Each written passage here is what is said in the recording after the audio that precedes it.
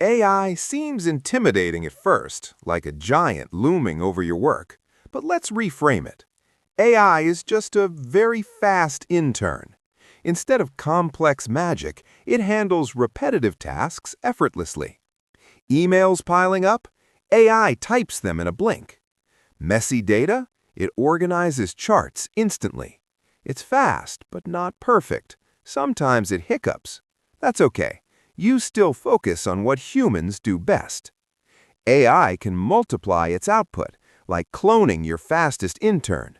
The key, use it to handle busy work, not replace your thinking. It doesn't need magic or jargon to be helpful. Every repetitive task is an opportunity for AI to assist. Emails, data, reminders, it handles them all quietly. You just guide it, and it executes. No stress required. Treat it like your intern, not your competitor.